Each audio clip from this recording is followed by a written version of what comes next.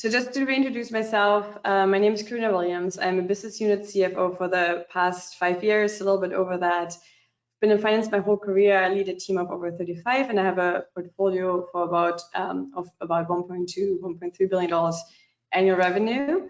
I work for Veolia Water Technologies and Solutions. So if you don't know what we do, we have the ability, the engineering, and the know-how to clean water. So we treat water for a lot of customers, industrial customers, and municipalities. So it's quite exciting.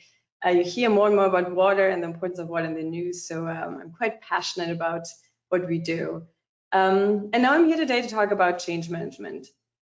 I want to start talking about why change management is key.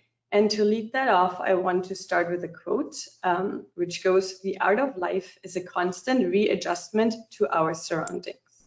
So I just want to repeat that because I'm really a big fan of this quote. The art of life is a constant readjustment to our surroundings. This is a quote by a Japanese scholar, and I think it's so true in life as well in work. And I want to elaborate a little bit more on why I think it's so important and what are the risks if we don't change and if we don't ask our teams to change. There's one of the risks on our teams and resources. We keep being asked to do more as finance professionals, especially in FP&A. I'm sure most of you, I know it's definitely true for me and my team. In the past 2 to 3 years, we've been asked to do a lot of detailed reporting on inflation, on price increases for our direct material and also on our pricing side. We've been recently asked within, especially this year, but it started late last year, cost of money is getting really expensive, and we've been asked to add more analytics on what that means for the company. How are we proactive about it?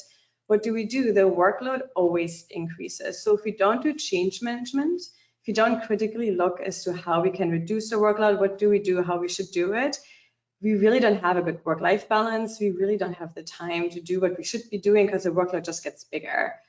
Then we also have the risk, if you don't do change management, to keep up with the times. I would be amiss to not mention AI when I talk about change management. I know we don't use it, I use it a lot privately, we don't use it yet in our work life, but we're starting to talk about it. We're working on evaluating different AI tools that we can actually use from a confidentiality perspective. And we start getting the questions, how do you want to use AI? What do you see the implications of AI in finance, FP&A? Change management is going to be key there to make sure we take everyone with us. And then lastly, on the softer side, in the past 3 years, life has changed a lot, especially work life. There's so much talk about it, some initial studies. What we know is that a lot of the softer conversations have been missing. We used to have water cooler conversations. We used to be able to pull junior employees just into meetings to watch us work, to learn a lot about the company. A lot of that is missing now.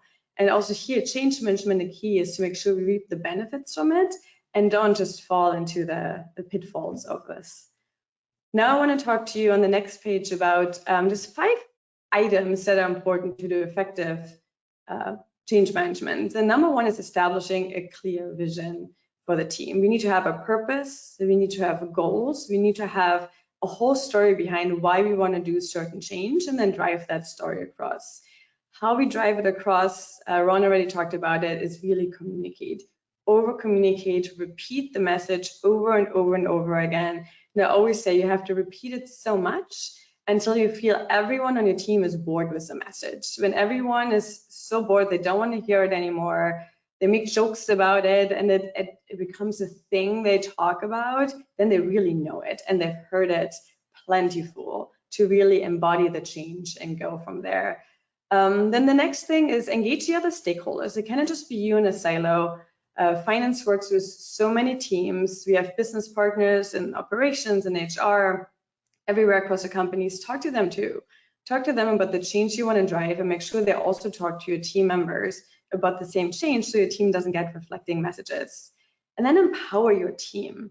Identify the key team members who really bought in, who are really excited about it, the early adopters, and empower them to drive the change and not just be part of the journey, but actually steering the change. Tell them about, ask them to be your spokespeople and really ask them to own the messaging on a daily basis. And then last but definitely not least, celebrate the successes. We tend to just focus on the problems, what doesn't work so well. Celebrate the successes as many times you can in as many ways. If it's emails, shout outs, on town halls and one-on-ones, any form of communication you can find. Maybe your company has a points program. Celebrate the successes that lead towards the change you want to see. If you really award people for what they want to do, they will change. And then on my last page, I want to talk about what's the end goal here? Why do we do this? Why is it so important to talk about the change management? So I want to talk about the important analytics, and I have another quote for you. Big data is not about the data. It's about the insights that can be derived from the data. And to me, if we do it right, we really can support our business partners and the business overall with better decision making.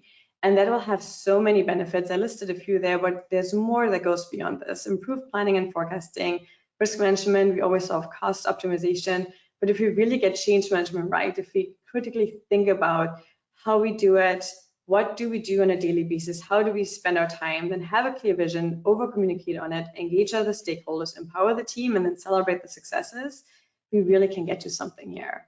Thank you so much. And with this, I'm handing it over to Ron.